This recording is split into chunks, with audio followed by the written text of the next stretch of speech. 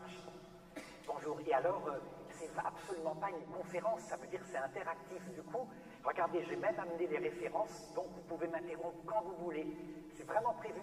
Il y a un micro qui va circuler, voilà, c'est comme ça.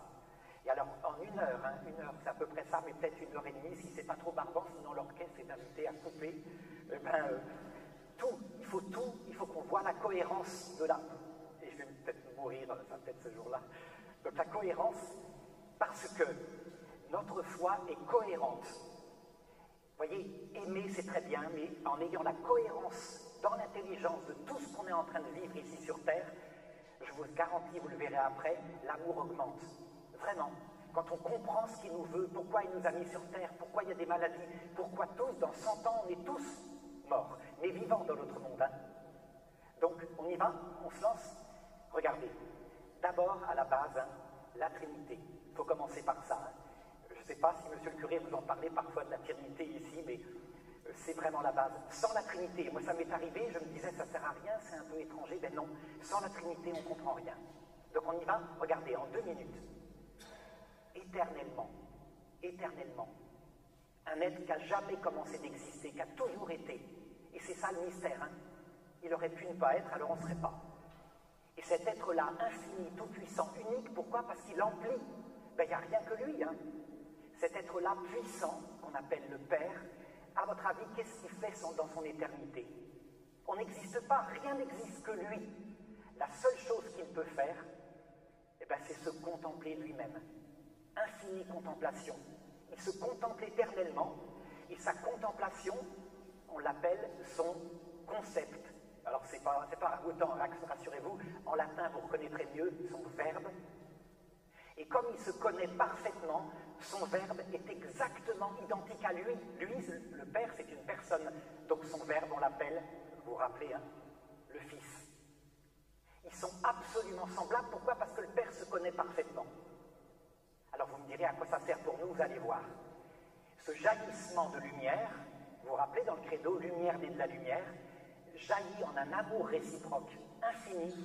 Et cet amour infini, on l'appelle le Saint-Esprit. Voilà notre Dieu unique, et c'est bien un seul Dieu, puisque les 3 personnes, en fait, c'est simplement sa connaissance de lui-même, son amour pour lui-même, mais en même temps, c'est 3 réelles personnes, puisque sa connaissance est identique à lui-même. C'est un peu compliqué, ça va? Bon. Voilà, c'est lui, l'être infini. Il a besoin de personne. C'est le seul être, vous verrez, nous, c'est pas le cas, hein, qui va faire des œuvres gratuitement. Ça ne lui apporte rien, puisqu'il est parfait. Vous comprenez, hein? Ça ne lui apporte rien. Et donc, évidemment, c'est logique, puisque c'est une personne, s'il décide de créer des petites créatures, que sont d'abord les anges, puis nous, forcément, si le but c'est de participer à son bonheur éternel, ben, ça ne peut être fait que par amour. Il faut qu'on l'aime, c'est logique. Donc ça, vous le savez, hein, on le sait dans la révélation, on ne peut pas voir Dieu, c'est le but de la création sans l'aimer. Donc on est là, à l'Église, on apprend à l'aimer. Mais, vous comprenez bien, s'il s'agissait que de l'aimer, on ne serait pas forcément sur terre à devoir souffrir, mourir sur la croix, il y a quelque chose qui ne va pas. Donc quel est le problème qui fait qu'on est obligé de passer par un stage sur la terre avant? Ben, je vais vous le donner, vous allez me dire ce que vous en pensez. Hein. On le doit à Urs von Balthasar, par exemple, ou enfin bref, c'est des théologiens. C'est que, regardez, dans la relation entre le Père et le Fils, en fait, il y a une infinie humilité. Mais ce n'est pas de l'humilité, c'est plus grand que ça. Le Père, ça n'existe pas, un Père. Je vais me reculer. Un Père, ça n'existe pas. Un Père, c'est toujours parce que ça a un Fils. Vous voyez? Donc le Père, son être, c'est de dire « Je ne suis que par toi, mon Fils ». Mais un Fils, ça n'existe pas sans un Père. Donc le Fils dit « Tu es plus grand que moi ». C'est pas vrai. Le Père n'est pas plus grand que lui. Je vous ai dit, ils sont semblables, de même essence, parfaitement identiques. Une infinie humilité. Le Père est plus grand que moi. Il l'élève au-dessus et le Père dit « Je l'exalte, je l'exalterai encore ». C'est là, quand il a parlé dans l'Évangile, vous vous rappelez, il a dit ça à son Fils. Bon, eh bien voilà le problème. Cette infinie humilité de notre Dieu, si jamais maintenant on mourrait tous et qu'on le voyait, on ne supporterait pas. Pourquoi? Parce que, une petite analogie, vous voyez, vous vous rappelez, quand vous étiez jeune homme, hein, vous avez épousé madame, et Et elle était belle, vous leur auriez donné votre vie pour elle, mais imaginez qu'elle ait pesé, hein, toujours, oui. Mais imaginez qu'elle ait pesé 180 kilos, qu'elle ait eu de la moustache et qu'elle ait 80 ans. Vous l'auriez épousée? Bon, ben, ça veut dire que, évidemment, nous, ça nous apporte. On fait des choses parce que ça nous apporte. Lui, c'est gratuit. Et donc, quand on arriverait devant un être comme ça, ben, moi-même et vous aussi, on se considérerait comme, oui, comme quelqu'un d'impur. On ne peut pas toucher, parce que Dieu, si on pouvait le reconnaître, ça serait, c'est comme la Vierge Marie, infiniment limpide. La Vierge Marie n'est pas Dieu, hein. Mais si Dieu s'était incarné dans une femme, il serait devenu la Vierge Marie, dit le Père Kolb, tout pur. Et donc, quand on voit Dieu, on ne peut pas supporter. Donc on doit absolument, c'est nécessaire, mourir à soi-même. Vous vous rappelez, c'est la parole à Moïse. Personne ne peut voir Dieu sans mourir, quand Moïse avait voulu voir Dieu. Voilà la clé. On ne peut pas, c'est pas possible, on fuirait, je vous assure, comme des cochons qui veulent toucher à une princesse charmante. Donc il faut qu'on apprenne l'humilité, voilà pourquoi on est sur terre. Tout simplement. L'amour ne suffit pas, il y a un problème, il faut mourir à soi-même. Et donc c'est impossible, vous imaginez, hein? Alors que va faire Dieu? Pour ça, ça va pour cette Trinité. Est-ce que, d'abord, là, il y a peut-être des questions, parce que j'ai été rapide, hein, vous avez vu, en 10 minutes, la Trinité. Alors on continue. Mon père peut-être? Non? Non, personne. Donc vous avez vu, hein, c'est bizarre, ça paraît intellectuel pour le moment. Donc, premièrement, il crée des anges. On pense peut-être qu'il y a 14,7 milliards d'années, puisqu'il y a un dogme du Moyen-Âge qui dit qu'il les a créés en même temps que la matière, que la lumière soit, c'est les anges et c'est la matière. Bon. Les anges, même évangile, vous ne pouvez pas me voir face à face sans devenir tout humble. Et là, comme ce sont des êtres super intelligents, des sortes d'extraterrestres mais qui n'ont jamais eu de corps, c'est des purs esprits, des intelligences pures. Ils ont tout de suite compris, certains d'entre eux, que puisqu'il y a le projet qui devait organiser la matière pour qu'apparaissent l'homme et la femme, si l'humilité est première pour voir Dieu, et que le plus humble est le plus grand aux yeux de Dieu, il va y avoir un jour, dans 14,8, des sales bonnes femmes qui vont le dépasser. Le plus grand des anges s'appelait Lucifer et il a dit ça. Il va y avoir des femmes qui vont me dépasser. Et il ne s'est pas trompé, la Vierge Marie. Elle va être plus humble que moi. Et donc là, il a commencé à dire, pas question, moi je ne sers pas ce mystère-là, par défense de ton honneur. Tu es Dieu, tu es intelligent, tu nous as créés pour qu'on te voie face à face, c'est logique, on est fait pour ça, on est des intellects. Et donc tu dois donner la vision béatifique, c'est-à-dire le voir face à face, parce qu'on est intelligent. Voilà la révolte de Lucifer. Il a trébuché sur ce mystère de l'humilité, cette kénose dont je vous parlais. Tout Lucifer s'explique par là. Hein. Il passe son temps à essayer de faire que la plupart d'entre nous, nous révoltions contre Dieu avec lui. Comme ça, il espère peut-être que Dieu changera son projet et donnera la vision béatifique parce qu'on la mérite. On est intelligent quand même. Il n'a pas tort. Mais c'est pas comme ça qu'est Dieu. Donc, histoire des anges. Puis, histoire des hommes et des femmes. Ça commence, vous vous rappelez, par Adam et Ève. Je ne sais pas si vous croyez qu'Adam et Ève ont existé, ben je vais vous le dire. Ils ont existé. C'est un homme et une femme réels. Et ça n'a aucune importance par rapport à l'évolution. Avant Adam et Ève, il y a eu des animaux qui avaient un corps hominidé. C'est Jean-Paul II qui le dit. Mais il y a un homme et une femme, au début, un homme et une femme qui reçoivent une âme spirituelle, avec un corps animal que Dieu a dû prendre, on ne sait pas comment, hein. Et tous, nous sommes descendants d'Adam et Ève. Alors, pour Adam et Ève, quel est le projet au début? Il leur donne sa présence totale, il leur donne son évangile, il leur raconte. Ils doivent juste faire ce qu'ils veulent, sauf qu'ils mettent en premier l'amour de Dieu et l'amour du prochain et l'humilité. Le reste, ils font ce qu'ils veulent. Et s'ils font ça, eh bien, ils passeront dans l'autre monde sans passer par la mort, par une assomption. Et vous savez ce qui s'est passé? Pourquoi Lucifer a eu le droit de les approcher? Pour une question de liberté. Si c'est un amour, il faut bien pouvoir refuser l'amour. Donc Lucifer les a approchés. Ils ont trouvé que c'était barbant, cette histoire d'amour. Ils se sont révoltés. Mais comme c'était nos premiers parents, très lucides, ben ils ont cru que c'était bien de s'engager pour nous et qu'on naisse sans la présence de Dieu.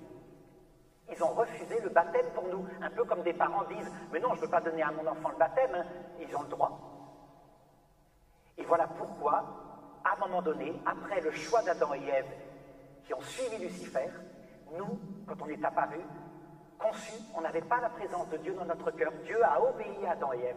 Alors vous me direz, mais c'est pas logique, on paye.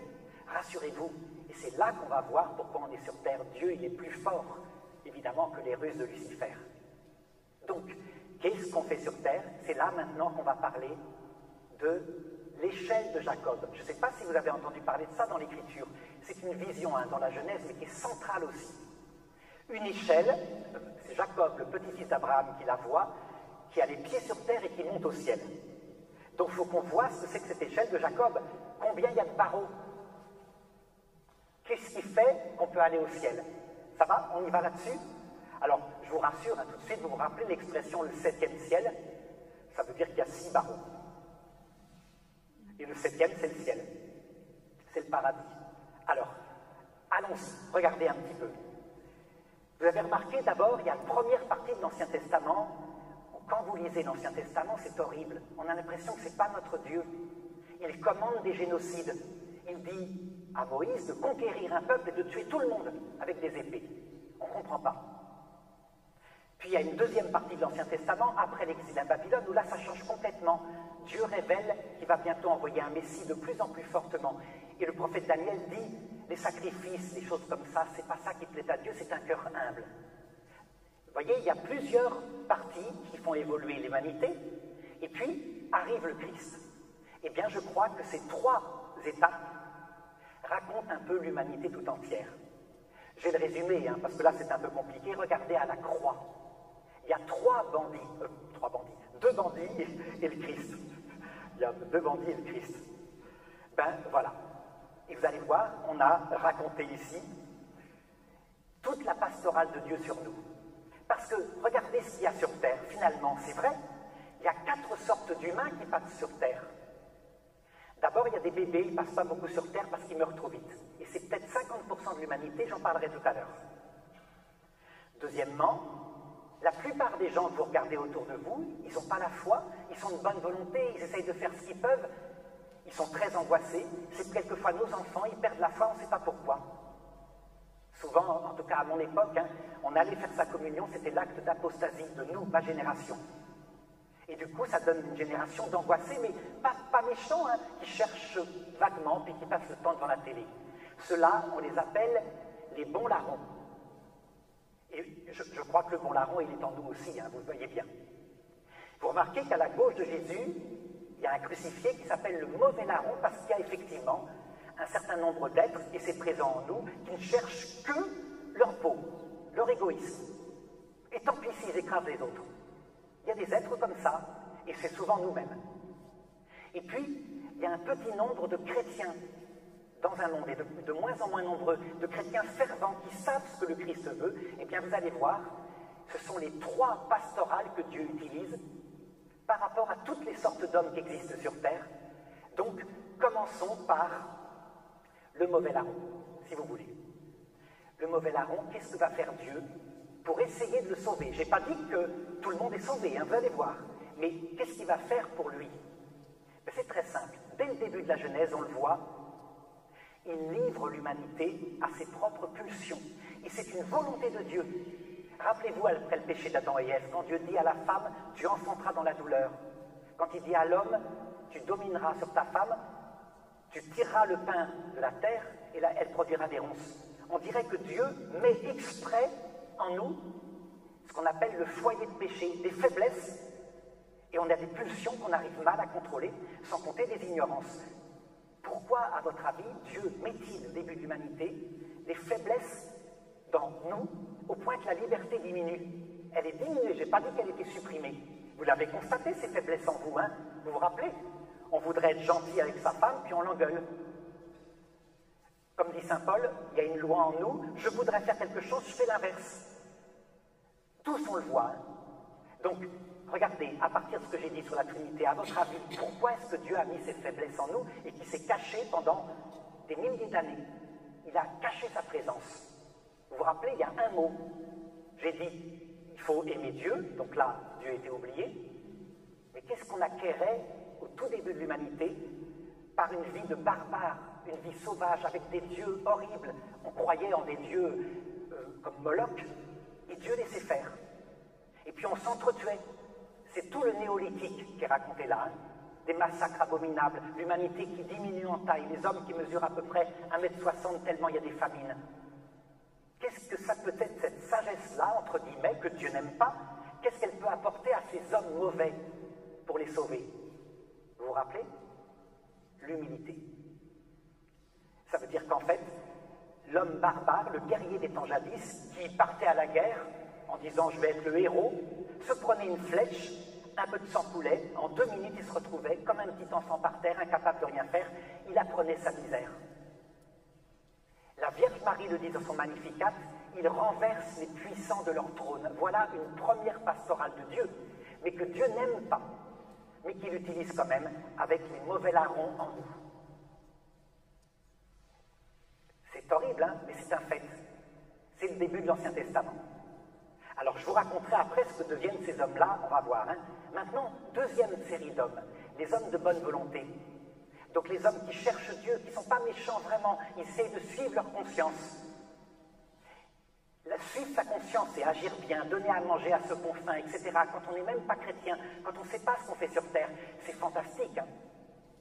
Eh bien ces bons larrons-là, ils ne leur répondent pas pendant un certain temps. Vous avez remarqué, quelquefois on prie pour ces enfants qui ont plus la foi, et la foi ne leur tombe pas dessus. Pourquoi Dieu fait ça? Pour les perdre? Certains diraient que c'est pour les perdre. Non, non. Maintenant on sait, parce qu'a vécu notre Dieu quand il s'est fait homme et qu'il est mort sur la croix, que ce n'est pas possible, il ne peut pas tendre des pièges à ses enfants. S'il fait des choses, c'est pour les sauver. Donc, pareil, pourquoi est-ce qu'il laisse actuellement l'Europe occidentale comme en apostasie? Le pape Benoît XVI disait, mais c'est incroyable, je ne comprends pas, on dirait que les hommes n'ont plus le désir de Dieu. En fait, il cache sa présence à une humanité occidentale qui a peut-être abusé, avec les 2 guerres mondiales, etc. Il crée une génération qui du coup n'a pas Dieu dans son cœur, qui du coup est très angoissée, qui va dans n'importe quoi, la théorie ou du genre, vous vous rappelez, on en parlait tout à l'heure. C'est des vagues comme ça d'idéologie qui passent, mais ce n'est pas pour toujours. Il crée dans le cœur de ces bons larrons une angoisse, et au moment où il le veut, il la fait sans arrêt. Alors il renvoie l'Esprit Saint, et tout refleurit. Mais c'est quand il le veut, un peu comme le prophète Élie, quand il dit « maintenant la pluie s'arrête », et puis il dit « maintenant la pluie revient ». La Vierge Marie est chargée de ça. Quand est-ce qu'elle va mettre fin à l'épreuve qu'on connaît en Occident? On ne sait pas, mais elle mettra fin. Soit on le verra, soit ça sera à l'heure de la mort. On va en parler tout à l'heure.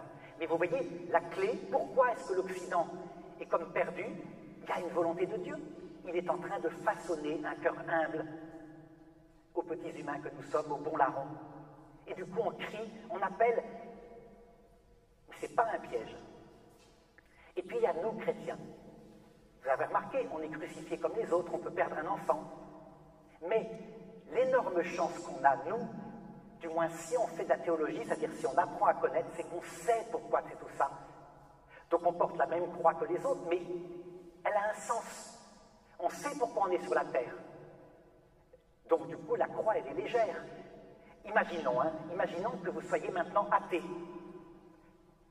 Et vous avez tous, mettons, entre 30 et 80 ans. Et qu'il n'y a rien après la mort. Imaginez maintenant que vous soyez athée. Vous imaginez la croix de ceux qui ne sont pas croyants, qui n'ont pas la chance d'avoir la foi comme nous? C'est atroce. Ça n'a pas de sens. Ils passent par des angoisses. C'est une croix lourde. La nôtre est légère. On a les mêmes soucis, mais quand on comprend à quoi elle sert, c'est léger. Alors sur ce point-là, ce point des trois larrons, enfin des trois personnes qui simplifient l'humanité, avez-vous quand même une question là-dessus? Parce que c'est un peu scandaleux ce que je dis. Je suis en train de dire que Dieu permet vraiment des épreuves. Il les envoie même, mais il est en train de préparer notre cœur. Ça ne vous choque pas?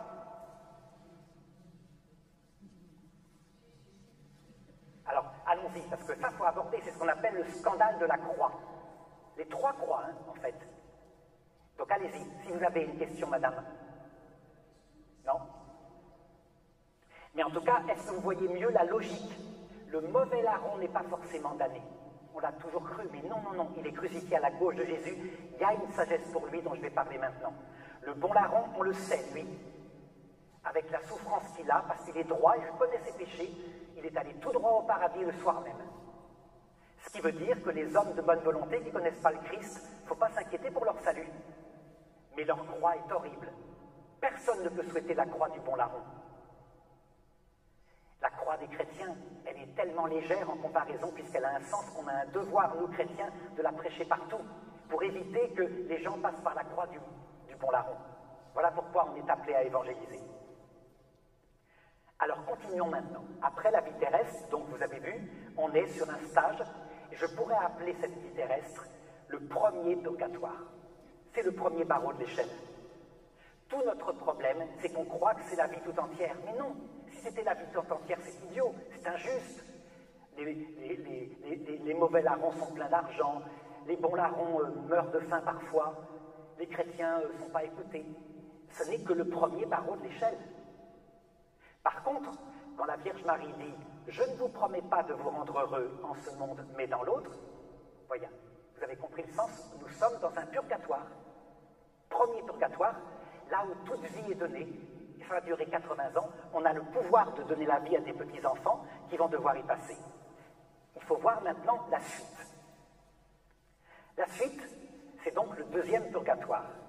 Alors, regardez, très logiquement, imaginez, vous êtes le Christ, donc vous avez compris son amour, il est mort sur la croix pour nous. Il y a des gens qui, à la croix, se moquaient de lui, ricanaient en disant « Hé, descends de ta croix !»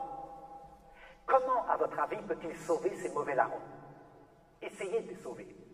Qu'est-ce que vous feriez si vous étiez lui? Ben moi, je dirais, d'abord, on les livre à leur propre méchanceté. Ils sont méchants, voilà, ils vivent une vie qui est un petit peu insensée. Ils apprennent leur propre misère. Premier apprentissage. Ensuite, arrive l'heure de la mort. Imaginons qu'ils ne soient pas prêts.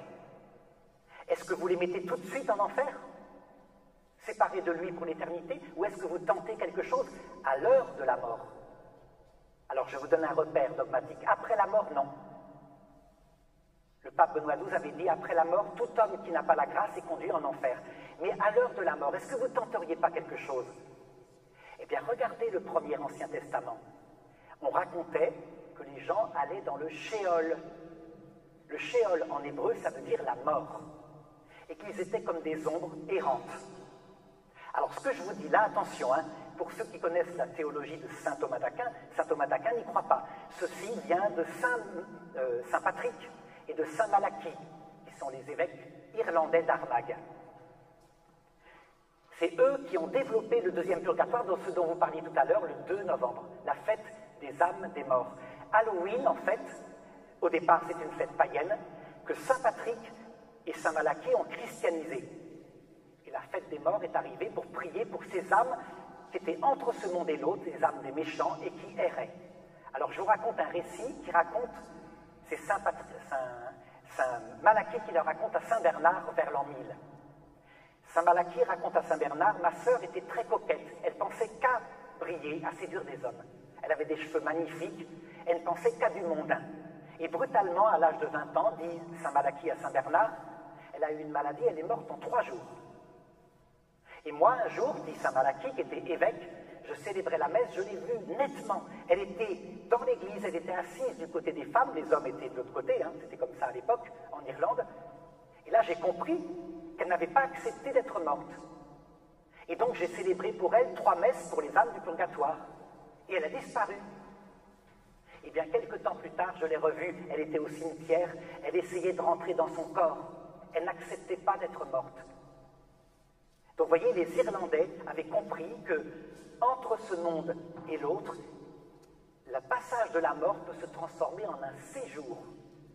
Comme le peuple hébreu, qui devait traverser le désert en 3 jours, mais il y est resté 40 ans. Ça veut dire que pour les personnes dures, qui ne sont pas prêtes pour aller voir le Christ, Sheol égale séjour. C'est quelque chose d'intéressant. Et je vous garantis, cette découverte-là, elle n'est pas dans le thomisme, elle est ailleurs. Et donc, ça voudrait dire qu'il y aurait une deuxième étape qui s'appelle le deuxième purgatoire. Quand l'âme, au bout d'un certain temps, après avoir erré comme ça, avoir découvert sa misère, est prête, alors le Christ paraît. Et là, je voudrais vous montrer dans l'Écriture à quel point c'était connu, mais c'était incroyable. Comment ça se fait qu'on ne l'a pas vu? La première épître de Saint Pierre, chapitre 3, verset 19.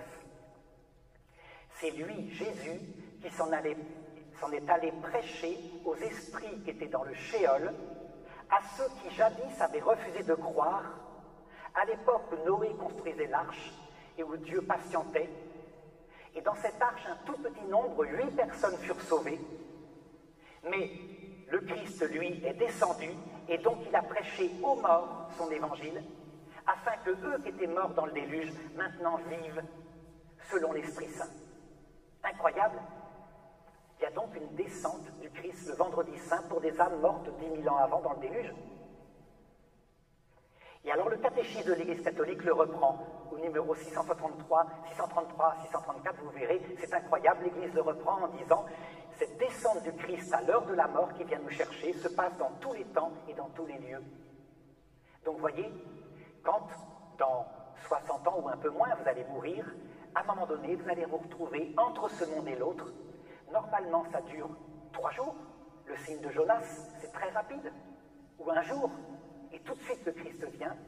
Mais si quelques-uns d'entre vous ne sont pas prêts, sont durs, méchants, attachés à la terre, il peut très bien décider que c'est un premier purgatoire, un deuxième purgatoire, pardon. Et il vous laisse comme ça, dans ce séjour, le temps que vous appreniez. Ça ne concerne donc que les mauvais larrons, hein, les gens humbles, les gens qui ont soif de Dieu, ça ne se passe pas comme ça. Donc voyons la suite. Vous vous rappelez Saint Paul? Saint Paul, c'était un méchant hein, à l'époque, avant de se convertir. Et il raconte ceci.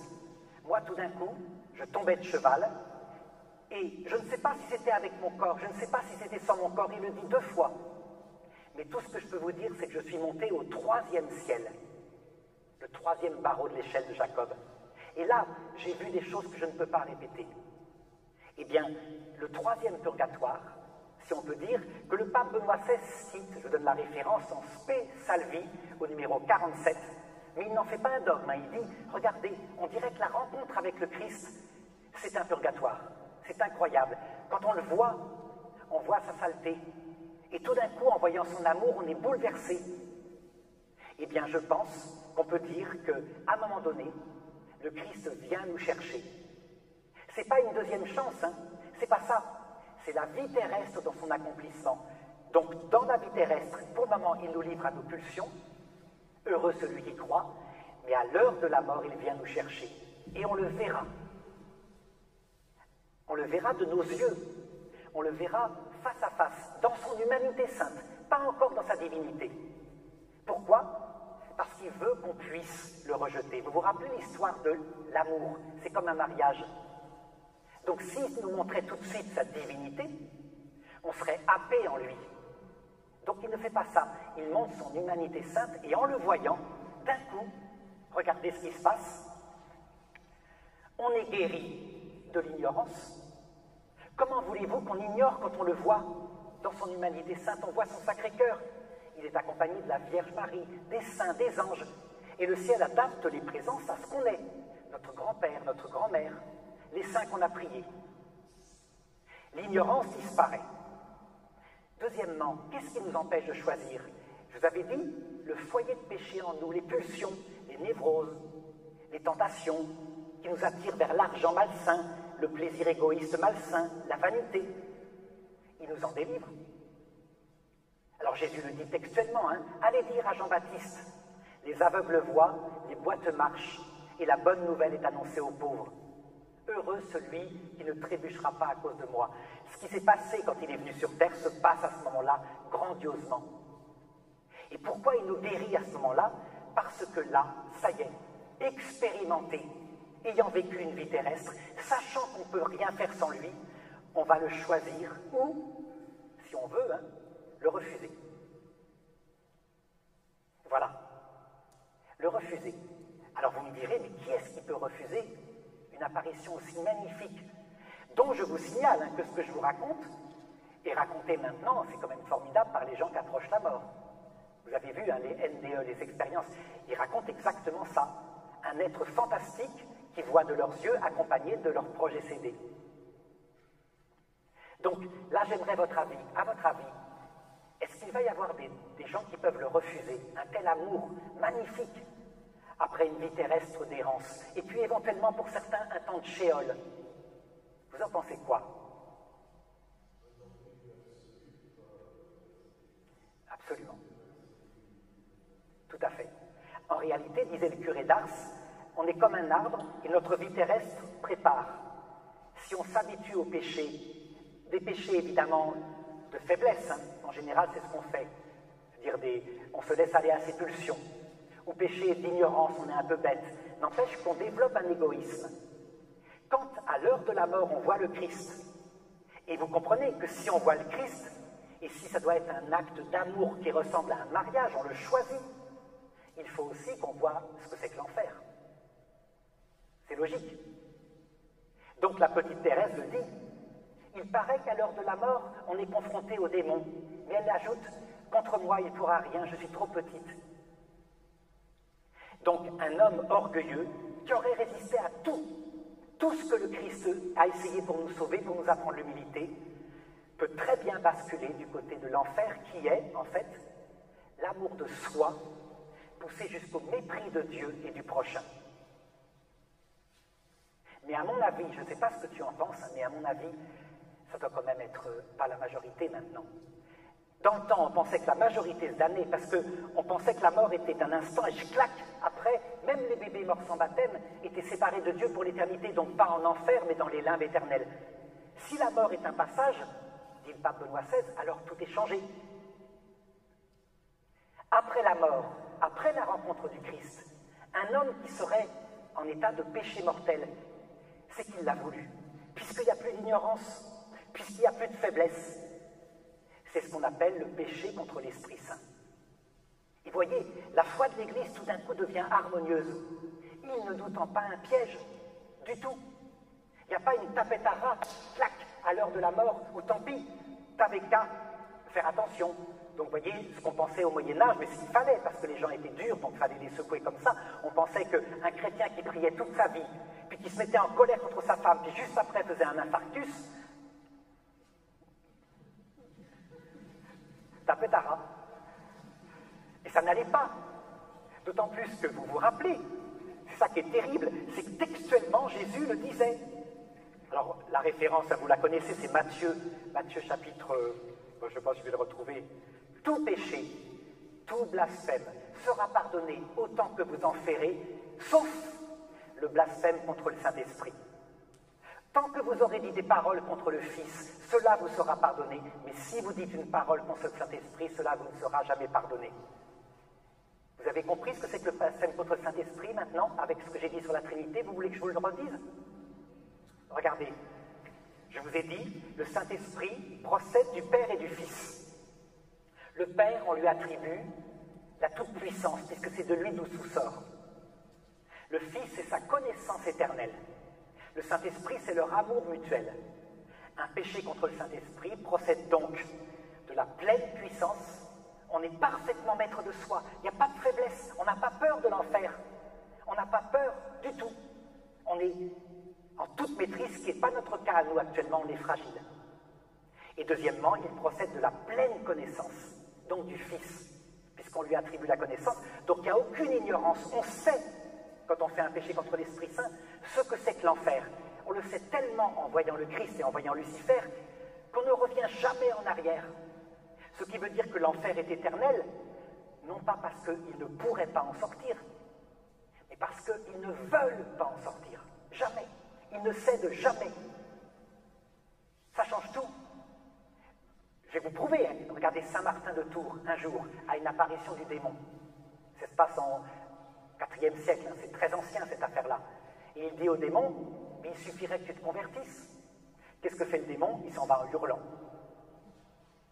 Pourquoi? Parce qu'aucun motif ne le ferait changer. Il a tout compris. Pas question. Et donc il reste là. Donc l'enfer est éternel, mais pas de la faute de Dieu, de la faute de celui qui est en enfer. Et là, ça devient cohérent. C'est cohérent avec l'amour que le Christ a montré à la croix. Alors, certains disent, mais non, c'est pas cohérent, il ne faut quand même pas exagérer, c'est un peu gnangnan tout ça. Bon, il a été dur avant, Pendant 3 ans et demi, il est gentil, il meurt sur la croix, d'accord, il montre son amour, mais après, il redevient lui-même. Donc, allez, en enfer. Jésus 2, le retour. Vous vous rappelez, il met ses Rangers. Ça ne va pas, cette théologie-là, vous comprenez? C'est une théologie on fait du Christ une sorte de double personnalité. Alors que là, tout devient limpide, tous les dogmes se mettent en place. Alors, attention maintenant, hein.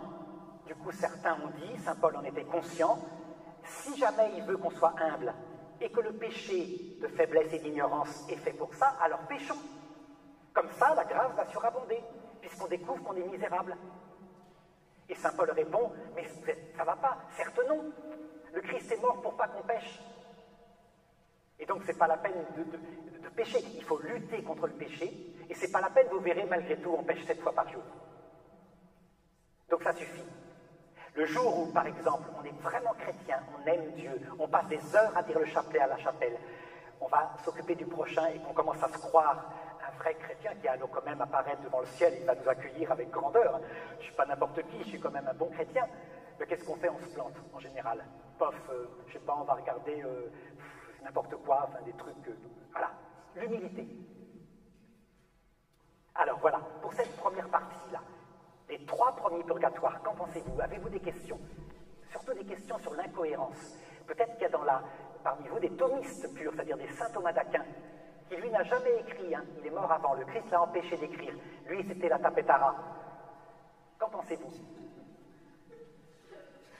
Oui, il pensait que même les bébés, mais enfin, le Christ l'a empêché, il lui est apparu juste avant, et à partir du traité du mariage, de l'ordre, et ce que je viens de dire là, il n'a pas pu l'écrire, il disait non, je ne peux pas, je ne peux pas.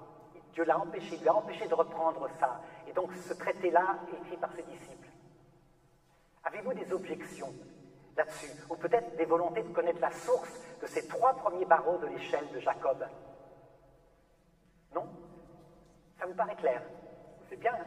Oui? Parlez très fort.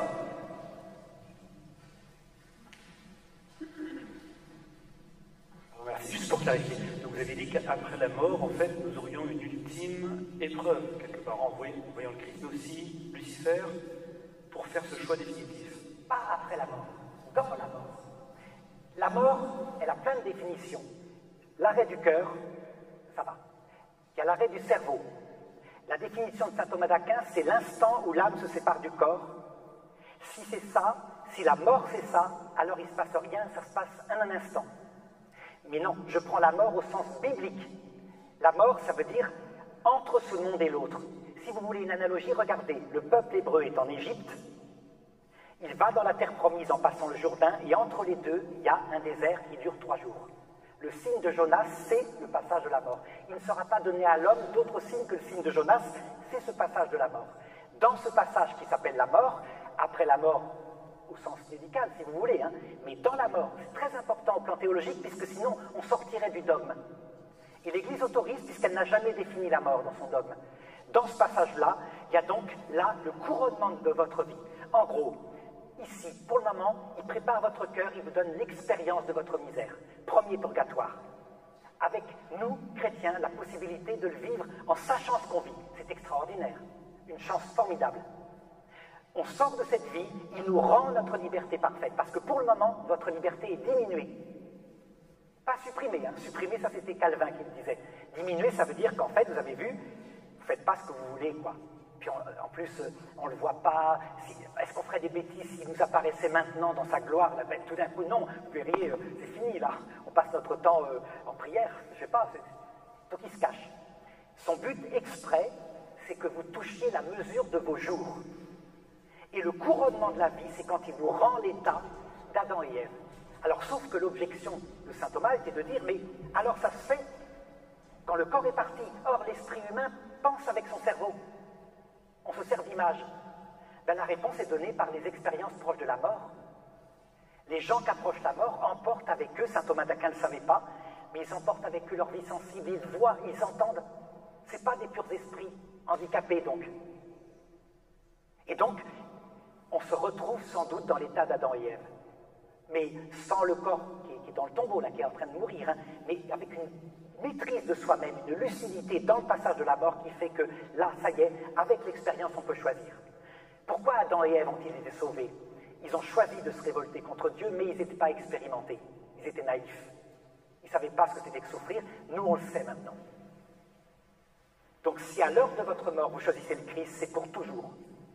Si à l'heure de votre mort, quelqu'un méprise le Christ, cette fois, il ne reviendra pas en arrière, il sait ce que c'est. Pour le méchant, il a connu le Sheol, il sait ce que c'est qu'une vie sans Dieu, solitaire. Voilà. Ça va? Alors, pour les textes, pour le démon, parce que certains contestent l'apparition du démon en disant « mais c'est pas logique », regardez 2 Thessaloniciens chapitre 2. Avant la venue du Christ doit venir celui qui se pose à la place de Dieu. Vous vous rappelez? On attribuait ce texte-là uniquement à la fin du monde. Manifestement, ça se produit aussi à l'heure de la mort. Ça va? Moi, j'ai du mal à comprendre comment un esprit, un pur esprit, je parle des anges créés par Dieu, donc une pure intelligence, peut choisir, on va dire le malheur, puisqu'il choisit de se séparer de Dieu, de son Créateur, et donc normalement, il n'est pas dans la joie ni dans le bonheur. Comment est-ce qu'une pure intelligence, issue de Dieu, créée par Dieu, peut faire ce choix-là? Et comment nous, on pourrait faire ce choix-là, en n'étant pas des pures intelligences, mais en ayant justement plus nos faiblesses, plus nos incohérences, enfin plus nos ignorances. Parce qu'en fait, il ne choisit pas le malheur. Personne ne choisit le malheur. Il choisit le bonheur qui consiste à être maître de sa vie. Quitte à perdre Dieu, mais attention, toutes les conséquences qu'on décrit dans la Bible se déduisent de ça logiquement. Regardez, Lucifer est intelligent, donc il choisit « je veux être maître de ma vie », il se met même à la place de Dieu. Seulement, très intelligent, il dit « comment ça se fait que je suis déséquilibré? C'est que tu m'as fait pour que je te voie face à face. » Lucifer est un ange, donc son cœur est fait pour recevoir Dieu. Résultat, au lieu de se convertir, il exige de Dieu la vision béatifique. Pas par amour de Dieu, parce qu'il sait que c'est ce qui va le rendre équilibré. Donc, vous voyez, le bien qu'il choisit s'appelle ma peau, mon orgueil, je suis plus intelligent. Et c'est là que Saint Michel est intervenu en disant « mais tu prétends que tu défends l'honneur de Dieu. En fait, c'est ta place de premier que tu veux. Qui est comme Dieu pour que tu te révoltes contre Dieu ?»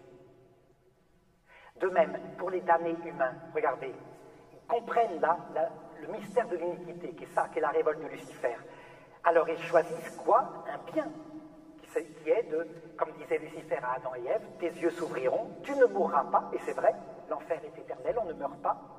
Tu ressusciteras, c'est vrai, on récupère notre corps en enfer, mais tu seras le maître de ton destin, et Dieu ne veut pas cela. Ils le choisissent, et ils entrent dans la révolte de Lucifer en disant « on veut que Dieu change ses plans », ce qui est absurde. Ils ne comprennent pas ce que je vous ai dit au début, Dieu ne peut pas changer ses plans, il est comme cela. C'est pas parce qu'il a un caprice qu'il nous demande l'humilité, c'est pas pour nous dominer. Il l'a prouvé à la croix. Avant, je comprends que Lucifer, son argument portait « Dieu nous écrase par des souffrances parce qu'il ne veut pas qu'on soit grand ». Mais maintenant que Dieu est mort sur la croix, l'argument tombe. Donc même une pure intelligence, finalement, ne comprendra jamais Dieu. Parce que finalement, oui, sans ça, on ne pourrait pas faire ce choix-là. Voilà, ils choisissent eux-mêmes. C'est l'orgueil, en fait. Et c'est un vrai mystère, ce mystère de l'orgueil. Pourquoi certains choisissent l'orgueil, j'en sais rien. Mais c'est comme ça. Il y a des êtres, apparemment. On sait qu'il y a des démons.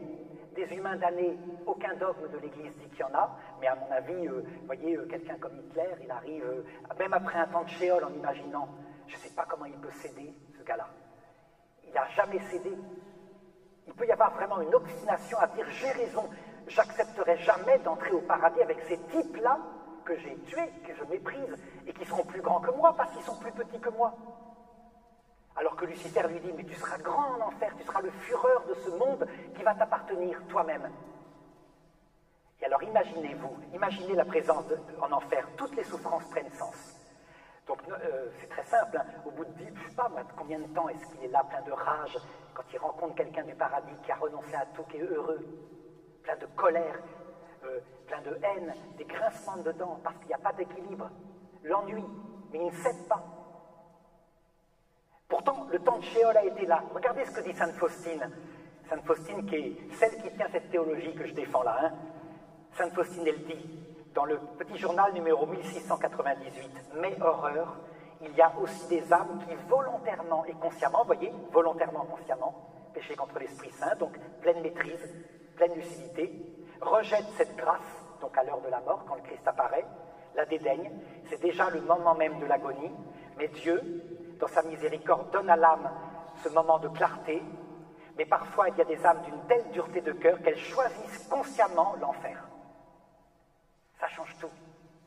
Avant, on croyait que Dieu mettait en enfer, on sait maintenant que ce n'est pas vrai. Et donc c'est logique avec ce qu'est Jésus. C'est les âmes qui se mettent en enfer.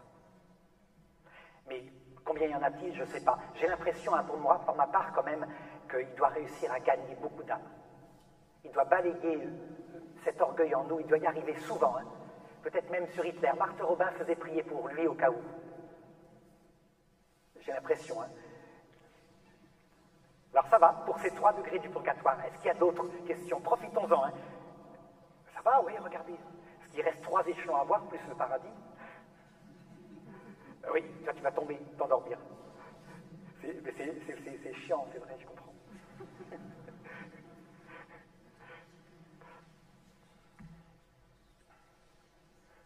C'est peut-être pour ça aussi que le Seigneur tarde à revenir, pour gagner encore le plus possible d'âmes. Oui, pour cela. Alors, même si, pour nos enfants qui sont des bons larrons, qui sont gentils, on n'a pas à craindre l'enfer, on ne peut pas accepter que nos enfants souffrent sans savoir ça. Quand on sait ça, vous avez vu, moi j'ai remarqué que mes amis me disaient tout le temps, mais tu ne penses qu'à bientôt la vie éternelle, donc la mort. Mais profite de ta vie, je leur disais. Et je leur répondais, mais c'est pas vrai. Quand on ne pense qu'à ça, plus on vieillit, plus on profite de la vie, puisque ça a un sens. Donc on ne peut pas accepter la croix de ceux qui ne connaissent pas le Christ, tellement c'est dur. Vous voyez ce que je veux dire? Donc on doit évangéliser, absolument. Leur donner cette bonne nouvelle. C'est pas une mauvaise nouvelle, c'est une bonne nouvelle du salut. On a un Dieu qui nous aime. Voilà. Alors, passons, si vous le voulez, aux 3 autres échelons du bas. 3 autres échelons. Alors, je vous ai dit, quand on arrive, sauf s'il y a d'autres questions, peut-être. Non, c'est tout. Tout ça, c'est cohérent. D'abord, je vous ai expliqué, on découvre par les NDE, expériences proches de la mort, que saint Thomas d'Aquin pensait qu'on était des purs esprits, mais apparemment non, c'était les Égyptiens anciens qui avaient raison. Donc quand on meurt, on se retrouve en dehors de son corps, on voit, on entend, on garde sa vie psychique. C'est très important. Donc on est des humains, on est vivants. Quand on arrive face au Christ, voyez, maintenant, il y a plusieurs réactions possibles. En gros, il y en a 3. Ceux qui rejettent le Christ d'un coup, quand ils le voient, ils le méprisent d'un seul coup et ils ne changeront jamais. J'espère qu'il n'y en aura pas. Je ne sais pas. Le pape François espère qu'il n'y en aura pas. Il vient de le dire. Vous vous rappelez, il y a 3 semaines, là, il avait dit, ça avait fait hurler, mais pourquoi pas? Il faut espérer. Et puis, il y a la réaction de ce que Jésus appelle les prostituées et les pécheurs. Vous vous rappelez dans l'Évangile, quand il dit les prostituées et les pécheurs vont plus vite que vous, et il montre des prêtres juifs, au royaume des cieux. Vous allez comprendre. Si, pour aller dans la vision béatifique, il faut donc de l'humilité, c'est fondamental, qu'on appelle aussi de la kénose, ça veut dire une sorte de mort à soi-même. Eh bien, quand Jésus visait une prostituée, c'est donc une femme qui connaît sa misère, qui l'a fait parfois pour faire vivre sa famille, qui parfois l'a fait parce que c'était de la paresse, ça lui évitait de travailler. Mais elle connaît sa misère. Et face à lui, il avait certains prêtres juifs qui étaient persuadés qu'ils allaient aller tout droit au paradis. Du côté de l'humilité, quelle est la personne la plus préparée entre ce grand prêtre juif orgueilleux, pharisien, ou cette prostituée? Vous avez compris? Donc, qu'est-ce qui se passe? Quand cette prostituée arrive devant le Christ, même si elle ne le connaissait pas, elle dit, Seigneur, tu sais bien qui je suis, mais moi je ne vais jamais y arriver. Je n'ai pas de vertu, tu me remets sur terre, je vais recommencer. Ça ne veut pas dire qu'il faut se prostituer, hein, c'est pas ça du tout que veut dire Jésus. Mais il dit, regardez, du côté des qualités, elle a acquis l'humilité par sa vie de misère. Et donc elle va plus vite que ce pharisien au paradis. En fait, son cœur est prêt.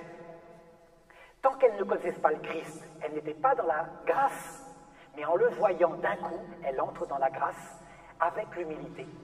Et donc quelquefois, elle va directement au paradis, elle n'a rien d'autre à apprendre. Prenons maintenant un pharisien. C'est-à-dire un gars qui dit « moi je suis quand même quelqu'un de bien », etc. Il arrive devant le Christ et il découvre avec horreur, en voyant son âme, puisque quand on voit le Christ, on voit son péché, on voit tout le mal qu'on a fait, il découvre qu'il est comme les autres, qu'il a péché terriblement, mais qu'il ne le voyait pas. S'il se convertit à ce moment-là, sa réaction immédiate est quoi? C'est de dire au Seigneur, tu vas voir, maintenant j'ai compris, comment j'ai pu être comme ça? Je vais rembourser 4 fois tout le mal que j'ai fait, Seigneur. C'est la réaction de Zachée. Vous vous rappelez dans l'Écriture, je vais rembourser 4 fois si j'ai volé quelqu'un. Et le Seigneur lui dit, vraiment, la grâce est entrée dans cette maison. Donc la personne qui est assez orgueilleuse, chrétienne, va librement et par amour, dans un amour totalement converti, se mettre au purgatoire pour payer le mal qu'elle a fait. Mais en réalité, cette dette de peine-là que la personne veut payer, parce que, par exemple, un père de famille qui a méprisé ses enfants toute sa vie et qui voit la réaction de ses enfants qui sont encore sur terre, se dit « je vais réparer du mieux que je peux ». Mais le vrai apprentissage du purgatoire, c'est quoi? C'est encore une fois la kénose, l'humilité. Donc regardez comment se passent les 3 échelons en question, les 3 derniers échelons. Donc, la personne se convertit, le Christ immédiatement lui dit « tu iras un jour au paradis ». Cette personne lui répond « Seigneur, je veux payer ». Donc elle se met dans ce qu'on appelle le 4e purgatoire, une étape fantastique où pleine de joie, elle dit « je vais aller au paradis, je suis pardonné. J'ai demandé pardon, je suis pardonné ». Et ça, cette 4e étape du purgatoire est une joie extraordinaire. Sainte Catherine de Gênes l'a décrit. Le problème, c'est qu'elle ne voit plus le Christ et le ciel est parti parce que la personne veut payer. Donc elle essaye de payer, elle veut réparer, elle prie pour ceux qui sont sur terre, elle dit des chapelets éventuellement, je ne sais pas quoi. Enfin, elle répare du mieux qu'elle peut. À votre avis, est-ce qu'elle y arrive? Comment voulez-vous que quelqu'un arrive à payer les dettes qu'on a fait, les horreurs qu'on a fait? Elle n'y arrive pas. Et donc, au bout d'un certain temps, qui est une durée intérieure, le pape Benoît XVI, dans Ste Salvi, dit « c'est un temps non chronométrable en temps terrestre, c'est un temps intérieur, une durée, mais psychique ». Au bout d'un certain temps, la personne commence à se décourager. Elle voudrait que le Christ revienne. Elle l'a vu, elle est amoureuse de lui, que les gens du ciel reviennent, mais elle est toute seule, dans un lieu qui est peut-être magnifique. Le purgatoire est donc un lieu, c'est aussi un état, mais c'est un lieu. Et c'est un lieu de solitude. Puis après le découragement vient la tristesse, puis après la tristesse, le désespoir. Et demain, si vous allez à l'autre paroisse, je crois que c'était laquelle? Eh bien, vous verrez, ce purgatoire-là a été décrit par Sainte Thérèse d'Avila.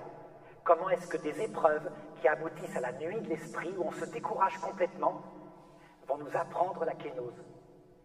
Donc la personne, au bout d'un certain temps, dans ce qu'on appelle le 5e purgatoire, connaît le désespoir total qu'on appelle la nuit de l'esprit.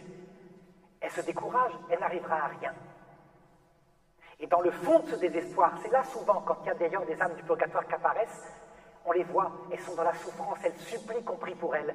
Par exemple, Maria Sima racontait, un jour, c'était un homme qui lui demandait d'offrir une messe pour lui parce qu'il allait sortir du purgatoire. Et Maria Sima lui répond, demain matin à la 1re heure. Elle fait faire la messe le lendemain matin.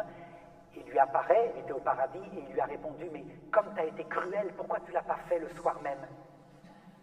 Une nuit de désespoir. Alors, au bout d'un certain temps, pour ceux qui ont connu le désespoir, vous savez ce qui se passe? On est cassé.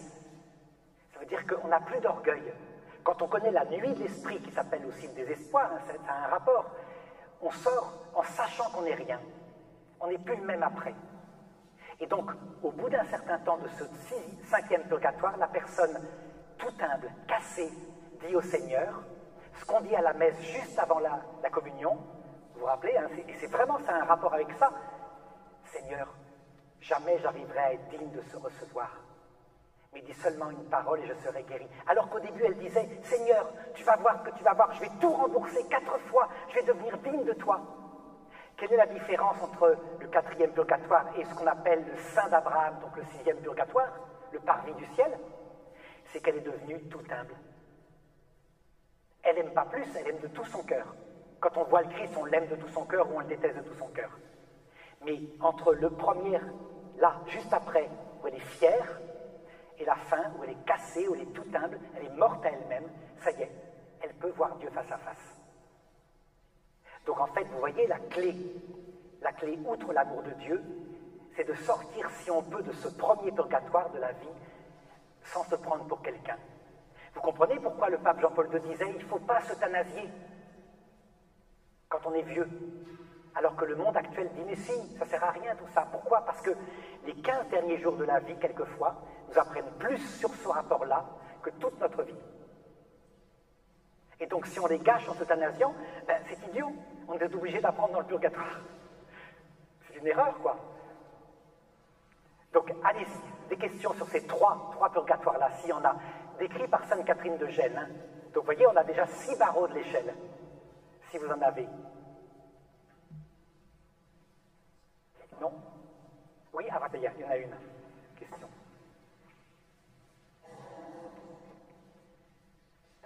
En fait, moi, j'ai plusieurs petits points. Juste un tout petit point, l'échelle, en fait, c'est le purgatoire, finalement. C'est vie sur Terre, et ensuite on va sur Terre. 6 barreaux de purgatoire et un barreau qui s'appelle le paradis. Donc la Terre étant le premier purgatoire. C'est étonnant, hein, c'est une découverte. Mais c'est vrai, c'est logique. On y purifie notre cœur. Alors, juste le deuxième point, c'est sur la partie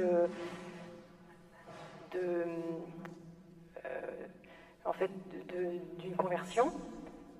Qu'est-ce que vous pensez d'une conversion sur Terre? Parce que ça arrive à des tas de personnes qui sont parfois dans un désespoir complet, ou des prisonniers, etc. C'est un peu comme toucher le ciel sur Terre, parce que là, les témoignages, il y a une joie immense, quelque chose, un amour infini qu'on ne peut pas connaître sur Terre. Qu'est-ce que vous en pensez? La conversion sur Terre, quand elle arrive, c'est exactement l'expérience que je viens de vous raconter. Quand un athée découvre Jésus-Christ à l'heure de sa mort. Voilà, ce qu'on appelle le 4e purgatoire, cette joie limpide, cette allégresse, tout d'un coup, on est sauvé, il y a une vie après la mort. Ils vivent la même expérience et quand on se convertit en terre, ça y est. C'est ce que Sainte Thérèse d'ailleurs appelle la 4e demeure. Elle le dit, c'est un baptême du Saint-Esprit, une joie sensible avec la présence de Dieu. Vous voyez, donc Sainte Thérèse et cette demeure rejoignent les degrés du purgatoire. Mais seulement, vous remarquerez, cette joie-là ne dure que quelques années. Et puis au bout d'un certain temps, vous commencez à vous ennuyer à la prière, à la messe, à être dans les distractions au chapelet. Il est en train de vous envoyer ce qu'on appelle la nuit des sens.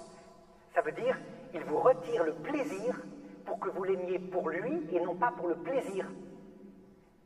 La sagesse est encore la même, nous apprendre notre misère. Et alors du coup, regardez les religieuses carmélites par exemple, moi je voyais, j'observais, il y avait les petites sœurs, elles venaient de rentrer au couvent, et c'était comme ça pendant toute une heure à l'oraison. Et puis je voyais les sœurs qui avaient déjà 3 ans de vœux, qui avaient un voile qui était peut-être un peu différent, noir je crois, qui étaient prosternées par terre, et moi je voyais bien qu'elles dormaient, qu'elles n'étaient pas dans la piété, mais je le savais bien, et je ne leur en voulais pas, parce qu'elles faisaient ce qu'elles pouvaient. Le Seigneur s'était caché, elles étaient dans la nuit des sens, et Dieu comble son bien-aimé quand il est fidèle, parce qu'elles étaient fidèles. Le but étant le même, il vous apprend votre misère, et vous verrez, donc si demain, hein, il y a une autre nuit qui arrive parfois, c'est la nuit de l'esprit, aussi sur terre.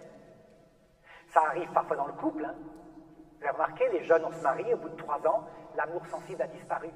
C'est la même chose, c'est le même apprentissage. Au bout du compte, on devrait sortir de cette vie sans illusion sur soi, pauvre pécheur, en se servant du sacrement de pénitence, puisque on retombe dans les mêmes péchés. Je ne sais pas si vous avez fait la remarque, hein. Vous promettez solennellement, je m'engage à ne pas recommencer ce péché-là, acte de contrition, tac, tac, tac, tic, tic, et la semaine suivante, vous confessez le même péché. Éternellement, jusqu'à la fin de votre vie, et pourtant vous vous battez contre vos propres défauts, le Seigneur est en train de nous apprendre l'humilité. Il faut se battre, il faut essayer de le faire, et ça recommence. Seigneur, je te regrette, etc. Je te promets de ne pas recommencer, et on recommence. Ça va? C'est logique, hein? Merci. Ouais. Ah, ça y est, là, voilà.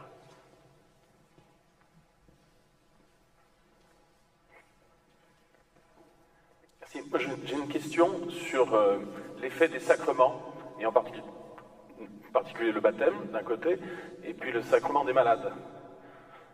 Le viatique, l'extrême-onction, est-ce que ça a un impact, en fait, par rapport à cette progression, hein, de l'âme après la mort? Et en fait, si tous les hommes, finalement, voient le Christ après la mort, quid du baptême, hein, qu'est-ce que ça apporte finalement d'être baptisé? Alors, la vie sacramentelle a été inventée par Jésus exprès pour que sensiblement, ces étapes-là, on les comprenne. Voyez? Donc, par exemple, le baptême d'eau signifie le baptême du Saint-Esprit. Donc, l'entrée tout d'un coup dans la foi et vous vous mettez à aimer Dieu. Donc, le but du baptême est le baptême du Saint-Esprit. Normalement, quand un adulte arrive au baptême, pourquoi l'Église le fait attendre 2 ans? Parce qu'elle sait qu'il est déjà baptisé du Saint-Esprit. Pour les bébés, on le fait dès la naissance parce que là, c'est important. C'est la volonté des parents. Eh bien, tous les sacrements ont cette espèce de pédagogie pour nous apprendre ce que je viens de dire. Regardez par exemple le sacrement de l'Eucharistie. Pourquoi Jésus se fait pain? C'est évident, pour être mangé. Il descend dans notre estomac. Pourquoi? Pour descendre dans notre cœur. Donc le but de l'Eucharistie est la prière de l'oraison du cœur.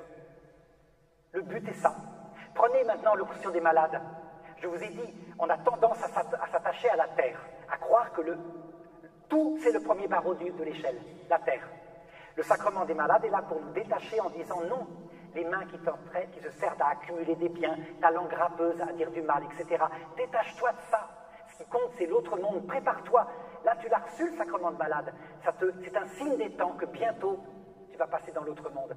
Le sacrement vise à nous séparer de nos accroches terrestres pour nous éviter le shéol. Puisque je vous ai dit, les âmes qui sont trop attachées à la terre, comme le peuple hébreu dans le désert, restent dans le shéol parce que Dieu, dans la mort, leur permet de continuer. Si au contraire, vous approchez de la mort en étant assoiffé de voir le Christ, il vient tout de suite. Et le sacrement a servi à vous apprendre ça. Donc il faut s'en servir absolument, et en particulier le sacrement de pénitence. C'est dur de confesser les péchés honteux aux prêtres, mais qui est au courant, on a tous les mêmes, hommes et femmes. Hein. On est malsain avec l'argent. Vous avez vu comment on grappille? Vraiment, hein. On est malsain avec les plaisirs, en particulier sexuels, et on est malsain avec la gloire, la vanité. Il y a des gens qui me disent que dans mes vidéos, moi je suis humble. Je leur dis non, je ne suis pas humble, je suis aimé. Donc c'est facile. De même, ceux qui disent je n'ai pas besoin d'argent, c'est ceux qu'on en plein.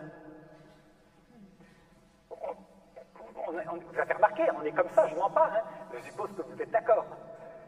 Et donc, en se confessant tout le temps des mêmes péchés, mais on lutte pour essayer de ne plus les commettre, en se confessant, en se reconfessant, on s'entraîne pour que le jour de notre mort, on arrive au ciel à genoux, sans croire qu'on est quelqu'un, en disant « Seigneur, je vais découvrir des horreurs, je le sais d'avance, mais s'il te plaît, voilà, sauve-moi. » Et là, du coup, ça y est, la vie chrétienne a produit ses fruits. On n'est pas que amour, on est humble.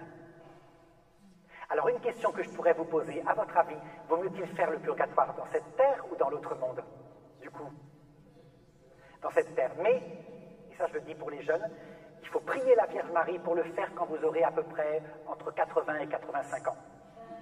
C'est vrai, hein? Parce que quand on a des charges de famille, si la nuit de l'esprit nous tombe dessus, une dépression nerveuse par exemple est une forme de nuit de l'esprit, non, quand on a des enfants petits, hein, il faut supplier. Le Christ avait dit, priez pour que ça n'arrive pas quand vous serez enceinte. Priez pour que... Vous vous rappelez, Matthieu chapitre 24. Et quand on a 85 ans, on est le même, on est des jeunes. Mais là, du coup, on n'a plus charge de famille. Donc là, s'il peut le faire dans ce moment-là, il faut le demander, je crois. Mais c'est vrai, il faut le vivre en cette terre, si c'est possible. Donc, du coup, est-ce qu'il faut prendre des médicaments quand on commence à avoir des maladies? Réponse, ben oui. Parce que si vous ne prenez pas de médicaments, vous arrivez au ciel en disant « Seigneur, tu vois, quand même, je n'ai pas pris de médicaments pour pouvoir être kénose. » Raté, purgatoire. Non, voilà, on prend les médicaments en étant conscient, donc on essaie de garder la conscience, donc la morphine, des choses comme ça, et eh bien on accueille ces nuits qui va nous envoyer à ce moment-là, toujours pareil, mais on sait pourquoi, et du coup, la joie profonde est dans le cœur, comme la petite Thérèse de l'Enfant Jésus, qui a été jusqu'au martyr absolu, hein, la pauvre petite, avec cette tuberculose, etc. Mais toujours, elle savait que c'était pour la préparer à la vie éternelle, et elle y est rentrée tout droit. Donc, vous voyez, tout est cohérent. Avez-vous une incohérence? Il y en a une. Je n'ai pas parlé des quatrièmes personnes. Je vous ai parlé du mauvais larron qui est en nous, le bon larron, le Christ qui est en nous, mais les bébés, je n'en ai pas parlé. Rappelez, 50% de l'humanité ne sont pas là. Ils sont morts bébés, avortés, fausses couches, et puis voilà. Avant c'était les maladies, maintenant c'est l'avortement. Et personne ne les baptise, on les jette à la poubelle. Donc, problème. Est-ce qu'à votre avis, ils sont dans les limbes éternelles parce que Adam et Ève ayant choisi pour eux, la grâce n'est pas sur eux, et donc ils arrivent après la mort sans ça? Vous devinez bien, c'est ce que dit le pape Benoît XVI, que non, il y a une solution. Et il faut la trouver, la solution. Ben, je suis sûr que là, vous l'avez. Vous donneriez quoi comme solution? Vous, maintenant, à partir de ce que je viens de dire, vous feriez quoi pour les bébés? Sachant, je vous donne des bases. L'entrée au ciel est donc un mariage d'amour. Pour être marié, il faut donc être adulte. Et deuxièmement, il faut mourir à soi-même parce que ce n'est pas comme un mariage sur terre, c'est un mariage avec un Dieu infiniment humble. Donc que feriez-vous pour les bébés? Baptisés ou pas? Oui, il faut donner le micro, je ne sais pas où il est. Oui, allez-y. Je suis sûr que vous avez la solution. Elle se trouve tout simplement, hein. Là, madame.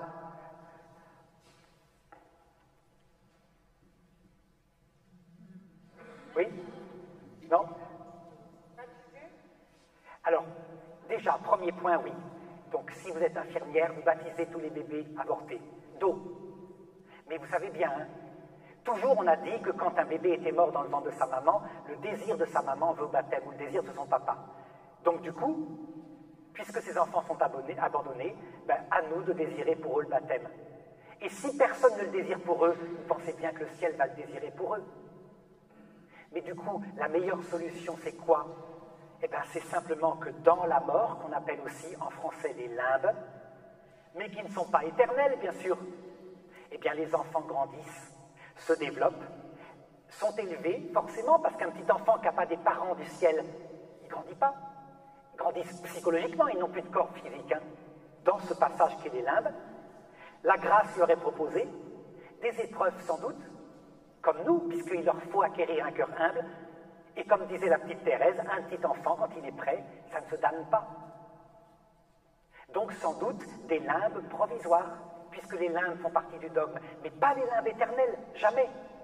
C'est évident, pas les limbes éternelles, puisque le salut va être proposé à tout le monde.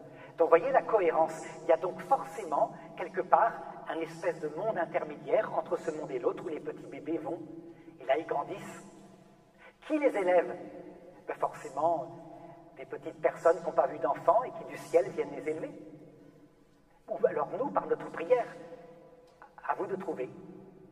Le pape Benoît XVI demande qu'on trouve, donc là je ne vais pas donner plus, hein, mais c'est le pape Benoît XVI depuis 2007, il a demandé qu'on trouve la solution. Comment Dieu fait pour les bébés? Ben, je crois que c'est ça.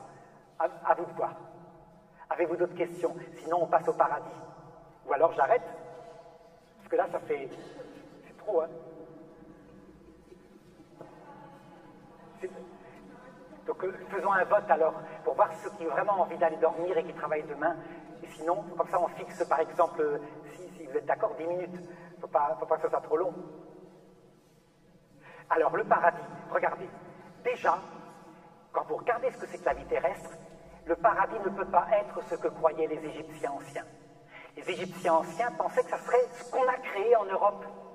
Ils emportaient dans leur tombeau des Ushepti, c'est-à-dire des serviteurs qui travaillaient pour eux. Ils pensaient à un paradis où ils n'auraient plus besoin de travailler.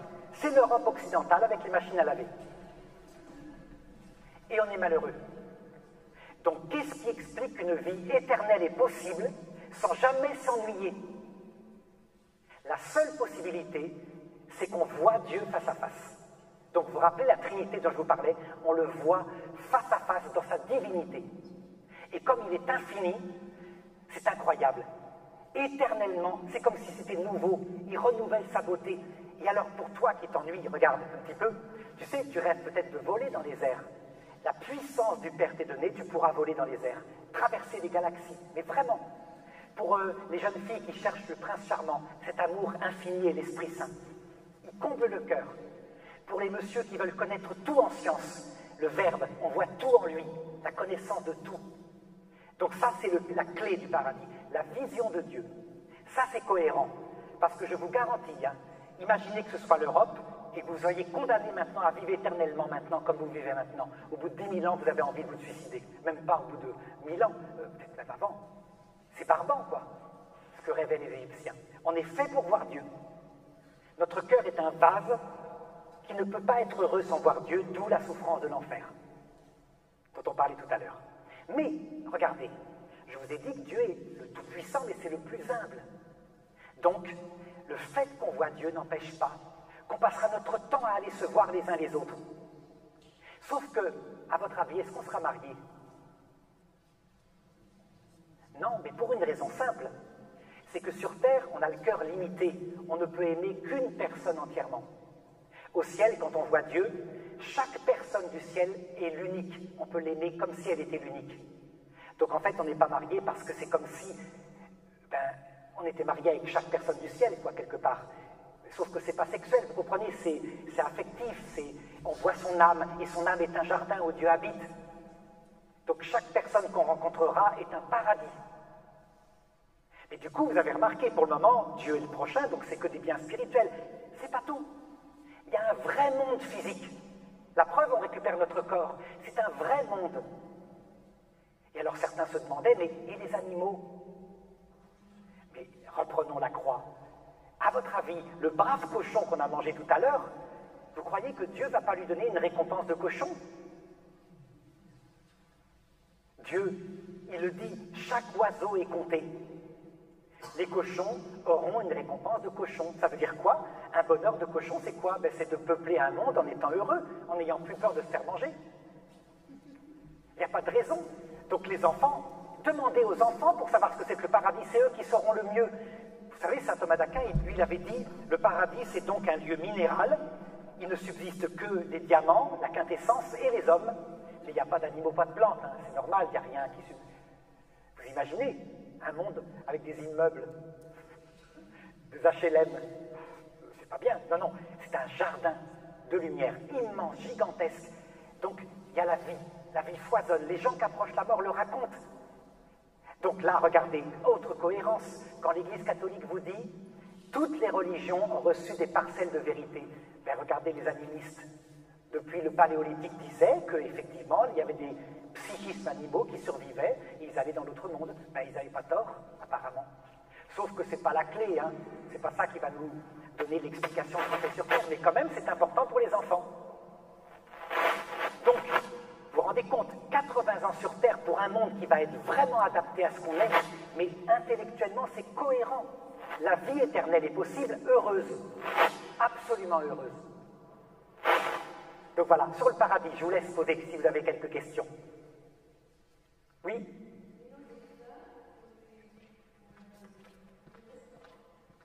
Alors, reposez-la comme ça. Et nos défunts, nous les reconnaîtrons. Oui, mais pas comme sur Terre. Pas par le visage biologique, puisque quand vous allez être morte dans peut-être 40 ans, d'un coup, vous retrouvez votre jeunesse. Mais spirituelle, ça veut dire que votre âme transfigure l'apparence que vous avez. Maman est morte, maman, à moi, est morte cet été. Et une dame qui voit les âmes m'a dit, elle dit, je suis stupéfait par ce que je vois. Et moi, je lui avais toujours dit, parce qu'elle avait perdu la foi, j'avais dit, mais regarde les NDE, regarde, tu vas te retrouver jeune, en pleine jeunesse. Et c'était vrai.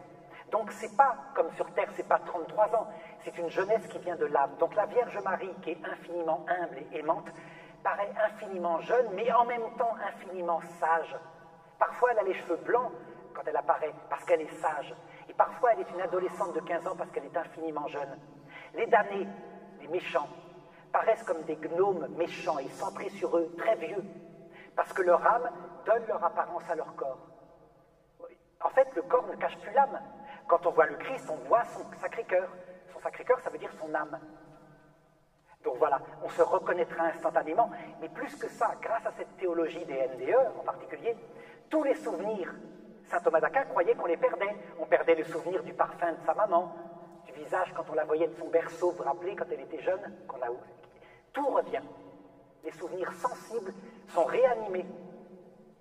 Ce qui est normal, on est des êtres sensibles. Donc, de fait, il ne nous détruit pas notre vie sensible. C'est absolument extraordinaire, c'est une découverte formidable. Hein.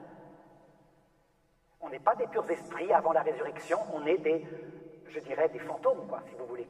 C'est quelque chose comme ça. Hein. Donc le terme est mal choisi. Enfin, en tout cas, des êtres gardant une vie sensible. Et donc la résurrection intervient au paradis? À la fin du monde. À la fin du monde, en plus, il nous rend notre corps. Mais c'est notre corps, notre vrai corps, mais transfiguré. Ça veut dire qu'il obéira cette fois à votre âme. Ce n'est pas le corps sous mode biologique, c'est notre vrai corps sous forme transfigurée. La comparaison, ça serait comparer maintenant, on est un peu une chenille, on serait un papillon. Ça veut dire que quand vous déciderez d'aller, en emportant avec vous la vision béatifique, à l'autre bout de l'univers, par exemple, pour aider peut-être une création que Dieu a faite, Dieu vous porte sur ses ailes et vous y êtes instantanément. Ce n'est pas possible physiquement, ce n'est possible que par la puissance de Dieu qui vous transporte sur ses ailes, entre guillemets. Mais c'est un vrai corps transfiguré, un corps spirituel, dit Saint Paul. Ça ne veut pas dire qu'il n'est pas fait de matière, ça veut dire qu'il obéit à notre esprit. Donc vous passerez à travers les murs. Saint Thomas d'Aquin décline les 4 propriétés. Il est impassible, c'est-à-dire vous ne pouvez pas vous cogner et vous faire mal. Il est agile, il se déplace à des vitesses stupéfiantes. Il est subtil, il passe à travers la matière. Il est lumineux, il ne cache pas votre âme. Et c'est des propriétés fantastiques, hein. Mais c'est vraiment une résurrection. Donc attention, ceux qui disent « ben non, on ressuscite physiquement juste après la mort puisqu'on a son psychisme », non, non, il y a aussi une résurrection de notre corps à la fin parce qu'il fait partie de notre être. Ça va? Merci. Mais alors, au retour glorieux du Christ, comment nous serons, Alors, nous serons probablement au ciel parce que je ne crois pas que la fin du monde est pour maintenant. Il y a trop de signes à réaliser, c'est une autre chose qu'il faudrait parler, c'est les signes de la fin du monde. Et nous viendrons, dit saint Paul, il y aura nos petits-enfants ou nos arrière-petits-enfants qui seront sur terre, dans un monde tenu par l'Antéchrist pendant un certain temps. Ça veut dire que le retour du Christ se passe à l'heure de la mort, à la fin de chaque génération, et à la fin du monde, c'est le même mystère. Quand Jésus dit « cette génération ne passera pas », il parle à ses contemporains avant que le Fils de l'homme ne soit revenu, ça s'est passé réellement. Ils l'ont vu chacun à l'heure de leur mort. Donc pour nous ici, on l'aura tous vu de nos yeux dans 50 ans, disons. Sauf pour toi, peut-être dans tes petits, donc dans 80 ans. Ok? Et donc, à la fin, quand il revient pour tout le monde en même temps, on sera avec lui. Quant à la dernière génération, nos arrière-petits-enfants, peut-être, je ne sais pas quand, hein, elle n'aura pas besoin de mourir, de passer par la mort biologique. Elle sera emmenée au ciel par Assomption, tellement, dans ce monde qui s'appelle l'enfer qu'aura créé le dernier Antéchrist, elle aura souffert de ce que je viens de vous indiquer. Donc son âme sera brisée par une famine spirituelle intense. C'est un monde merveilleux, le monde de l'Antéchrist, hein, matériellement. Il n'y a plus de guerre, plus de famine, on vit même peut-être 500 ans parce qu'on a modifié la génétique, et c'est l'horreur spirituelle, parce qu'il n'y a plus rien. On ne croit même pas qu'il y a une vie avec Jésus-Christ, on n'y croit plus. On pense que l'autre côté, c'est comme maintenant. Donc on devra vraiment les aider, ces pauvres, nos descendants qui seront à cette époque-là, venir les aider à tenir pour ne pas se suicider. On devra vraiment, on aura un apostolat énorme comme la petite Thérèse. Donc ça, c'est un autre mystère, hein, le mystère de l'eschatologie finale. Oui? La résurrection des corps, est-ce qu'elle concerne les damnés? Elle se fait aussi pour les damnés. Tout le monde ressuscite. Et vous voyez, la logique, c'est que les damnés, Dieu ne les punit pas. Ils veulent leur perfection dans leur égoïsme. Il leur rend leur perfection. Mais il ne leur donnera jamais la vision béatifique, ça c'est sûr. Ça, ils ne l'auront pas. Donc, c'est l'enfer. Ça s'appelle l'enfer. J'ai répondu? Ça va? Merci infiniment. On peut... Voilà.